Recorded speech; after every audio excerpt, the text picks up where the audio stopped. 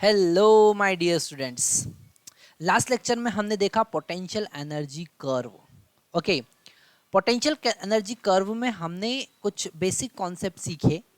वहाँ पर हमने देखा कि अगर जैसे कि हमारे पास में पोटेंशियल एनर्जी कर्व कुछ ऐसा गिवन है, this is our potential energy curve. Okay, ये हमारा पोटेंशियल एनर्जी कर्व है। यहाँ पर हमने पोटेंशियल एनर्जी लिया और इधर डिस्टेंस लिया x, या फिर आप r भी ले सकते हैं। और हमने पोटेंशियल एनर्जी कर्व कुछ ऐसे बनाया था जिसमें सारे केसेस पॉसिबल है। ओके, यहाँ पर इंक्रीमेंट भी पॉसिबल है। हमने लिया था O से A पॉइंट तक पोटेंशियल एनर्जी इंक्रीज हो रही है, और जब पोटेंशियल एनर्जी इंक्रीज होती है तो फोर्स जो होगा वो अट्रैक्टिव नेचर का होगा। ये हमने देखा था। अगर पोटेंशियल एनर्जी, जैसा कि हम यहाँ पर A से B पॉइंट पर देख रहे हैं, पोटेंशियल एनर्जी अगर डिक्रीज हो रही है तो फोर्स रिपल्सिव नेचर का होता है। और अगर पोटेंशियल एनर्जी कांस्टेंट है तो हमने यहाँ पर 3 पॉइंट देखे थे। एक पॉइंट यहाँ, इसको हमने C कंसिडर किया था, इस पॉइंट को हमने D कंसिडर किया था। हमने ये 3 पॉइंट देखे थे, A पॉइंट, B पॉइंट और D point. Okay, A point, B point, D point. A point पर अगर हम देख रहे हैं तो पोटेंशियल एनर्जी मैक्सिमम है, और यहाँ पर अगर हम टेंजेंट ड्रॉ करें तो del u by del x, मतलब slope of this tangent is equal to 0 होगा। The slope at this point at the maxima is equal to 0। At the same time, B, if we are just drawing the tangent at this B point, again we are getting del u by del x is equal to 0, and the same case we will get at D point also. Okay, यहाँ तीनों point पर जो differentiation होगा वो 0 होगा। मतलब कि अगर हम जो फार्मूला हमने डिराइव किया था potential gradient, potential energy gradient, that is F is equal to minus del u by del x. इसके अकॉर्डिंग अगर this del u by del x equal to 0 है, यहाँ से हमको समझ में आएगा कि F भी क्या होगा, 0 होगा। और F 0 है, इसका मतलब वही हमारा आज का नेक्स्ट टॉपिक है, इसका मतलब है इक्विलिब्रियम। ओके, इसका मतलब है equilibrium balance condition. Okay, equilibrium, body कैसा रहेगा, इक्विलिब्रियम में रहेगा, क्योंकि उस पर लगने वाला नेट फोर्स कितना है, 0 है। बॉडी किस में रहेगा, इक्विलिब्रियम में रहेगा। Del u by del x equal to 0 होगा। तो A point, B point and D point. Okay, दस एट पॉइंट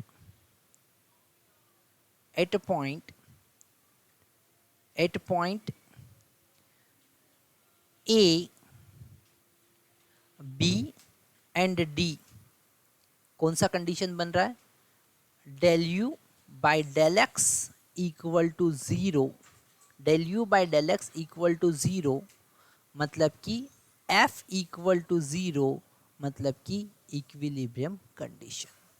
तो इसे हम कहेंगे इक्विलिब्रियम। अब इन तीनों पॉइंट में डिफरेंस क्या है, इन तीनों पॉइंट में जो भी डिफरेंस होगा उसके बेसिस पे हम इक्विलिब्रियम के टाइप से डिफाइन कर देंगे।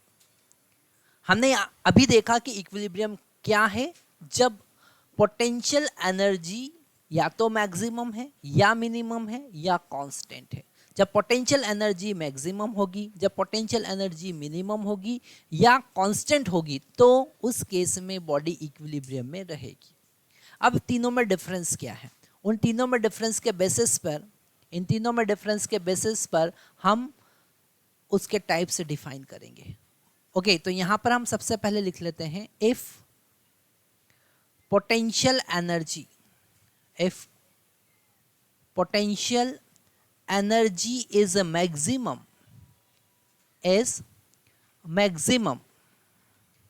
potential energy, if potential energy is maximum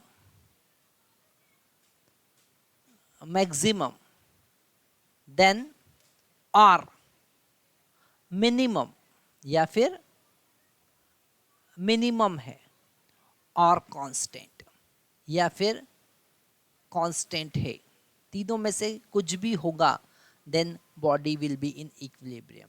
okay, तो हम लिखेंगे then body will be in equilibrium, in equilibrium. Body किस में रहेगी? इक्विलिब्रियम में रहेगी। और जब पोटेंशियल एनर्जी मैक्सिमम हो, जब पोटेंशियल एनर्जी मिनिमम हो, जब पोटेंशियल एनर्जी कांस्टेंट हो, तीनों में से कुछ भी हो, तो हम तीन कैटेगरी में इक्विलिब्रियम के टाइप्स को डिफाइन कर सकते हैं। ओके, तो उसी से रिलेटेड हमारे पास में फर्स्ट कैटेगरी है, that is the stable equilibrium. Okay, हमने जो पोटेंशियल एनर्जी कर्व देखा था, इसमें ध्यान रखना है कि जब पोटेंशियल एनर्जी मिनिमम होगी, okay, when potential energy minimum, potential energy is minimum, तो स्टेबल इक्विलिब्रियम होगा। Now why it is called stable equilibrium? So we are having one definition of stable equilibrium, and what is this definition? This definition is that if we are displacing body from equilibrium condition, what is the definition? If body displaced from, this very important concept you have to listen carefully. Okay, if body displaced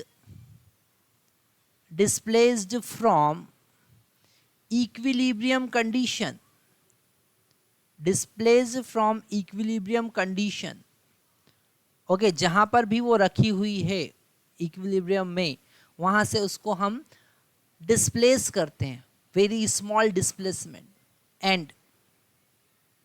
and body return to its initial equilibrium condition, initial equilibrium position, हम कह सकते हैं initial equilibrium position, initial equilibrium position, then it is called stable equilibrium, क्योंकि वो position stable है, इसीलिए body बार बार वहां पर आने की कोशिश कर रही है। अगर आपने उसे थोड़ा सा भी डिस्प्लेस किया, जैसे अगर हम यहाँ पर एक ब्लॉक ले लेते हैं कैपिटल M, और इससे d डिस्टेंस पर दूसरा ब्लॉक ले लेते हैं कैपिटल M, और इसके सेंटर पर, इनके मिड पॉइंट पर अगर हम एक छोटा सा पार्टिकल m रखें और इसे इन दोनों की लाइन जॉइनिंग के परपेंडिकुलर डिस्प्लेसमेंट दें, तो due to gravitational attraction force ये इधर लगाएगा और ये इधर लगाएगा, दोनों का रिजल्टेंट वर्टिकल डाउनवर्ड लगेगा। दोनों का रिजल्टेंट कैसे लगेगा? वर्टिकल डाउनवर्ड लगेगा, और वो पार्टिकल वापस से उसके मिड पॉइंट पर आ जाएगा। तो ये जो मिड पॉइंट है, ये है स्टेबल इक्विलिब्रियम कंडीशन। ये कैसा कंडीशन है? स्टेबल इक्विलिब्रियम कंडीशन है। ओके, अगर बॉडी उसी पोजीशन पे वापस से आ जाता है तो उसे हम कहेंगे स्टेबल इक्विलिब्रियम कंडीशन। ओके, उसे हम कहेंगे स्टेबल इक्विलिब्रियम। और स्टेबल इक्विलिब्रियम में पोटेंशियल एनर्जी, ये बहुत इंपॉर्टेंट पॉइंट आपको याद रखना है, स्टेबल इक्विलिब्रियम पे पोटेंशियल एनर्जी, स्टेबल इक्विलिब्रियम पर पोटेंशियल एनर्जी मिनिमम होती है। So what are the condition? This condition you have to write down. What are the conditions for stable equilibrium? पहला, सबसे पहला तो इक्विलिब्रियम है, तो फोर्स जो होगा वो जीरो होगा। नेट फोर्स कितना होगा? जीरो होगा। इसका मतलब पोटेंशियल एनर्जी का फर्स्ट डेरिवेटिव जीरो होगा। इसका मतलब क्या होगा? पोटेंशियल एनर्जी का फर्स्ट डेरिवेटिव जीरो होगा। दूसरी बात पोटेंशियल एनर्जी जो होगी वो मिनिमम होगी। जब वो मिनिमम पोटेंशियल एनर्जी की कंडीशन पर है, पोटेंशियल एनर्जी क्या होगी? मिनिमम होगी। ओके, जैसे कि यहाँ पर ये पोटेंशियल एनर्जी मिनिमम है। ओके, ये इक्विलिब्रियम कंडीशन है। ये वाला क्या है? उसका इक्विलिब्रियम कंडीशन। अगर हम अगर हम इसे राइट हैंड साइड शिफ्ट करते हैं, मान लेते हैं इस पॉइंट से हम यहाँ पर पॉइंट नंबर 1 पर इसे शिफ्ट कर देते हैं, तो यहाँ पर पोटेंशियल एनर्जी इंक्रीज हो रही है। फोर्स जो होगा वो अट्रैक्टिव नेचर का होगा, फोर्स उस पर इस डायरेक्शन पे लगेगा तो वापस वो इक्विलिब्रियम कंडीशन पे आ जाएगा। ओके, अगर हम पोटेंशियल एनर्जी उस पार्टिकल को मतलब नेगेटिव डायरेक्शन में डिस्प्लेस करते हैं, यहाँ पर ले आते हैं, मान लेते हैं ये पॉइंट नंबर 2 है, तो इस पॉइंट नंबर 2 पर this del u by del x क्या है, नेगेटिव है। Del u by del x क्या है, नेगेटिव है। स्लोप जो है वो नेगेटिव है, पोटेंशियल एनर्जी डिक्रीज हो रही है, तो फोर्स जो होगा वो रिपल्सिव नेचर का होगा। कैसा होगा, रिपल्सिव नेचर का होगा। फोर्स रिपल्सिव नेचर का होगा, इसका मतलब इस पॉइंट पर रिपल्सिव नेचर का होगा तो वो उसे रिपल करेगा, वापस से यहां पर पहुंचा देगा।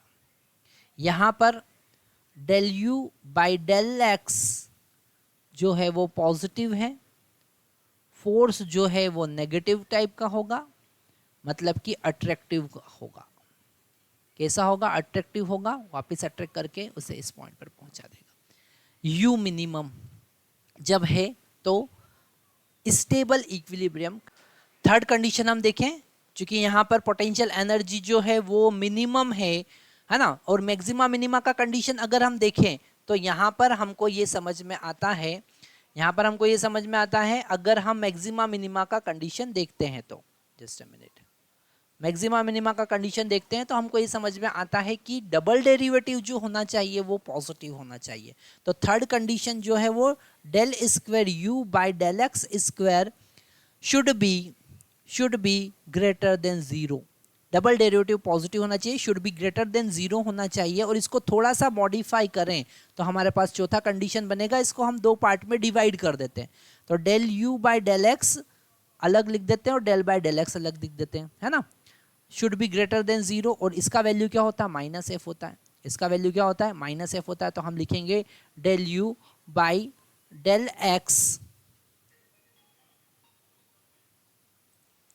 so this del u by del f, okay, del u by del x, इसको हमने क्या लिख दिया, इसको हम लिख सकते हैं माइनस एफ।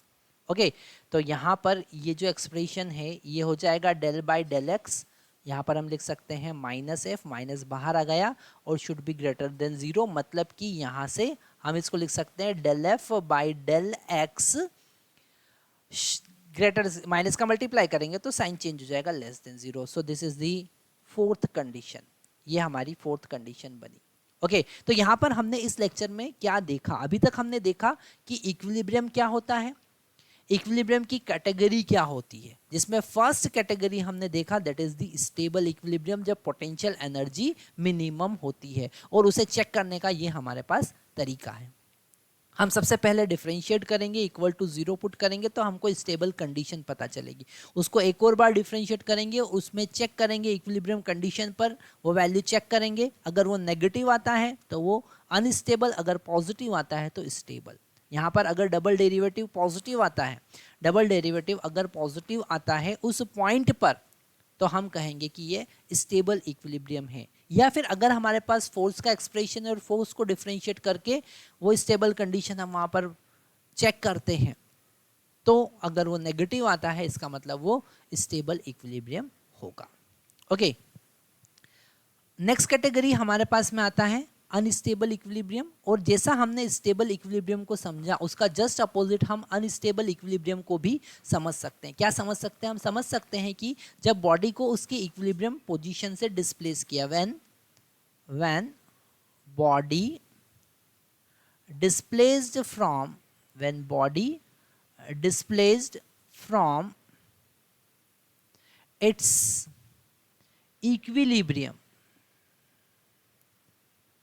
इक्विलिब्रियम पोजीशन, उसकी इक्विलिब्रियम पोजीशन से उसको डिस्प्लेस करते हैं, and it does not return back, it does not return to its initial position, its initial position, उसकी इनिशियल पोजीशन पे वापस नहीं आता है, देन इट इज कॉल्ड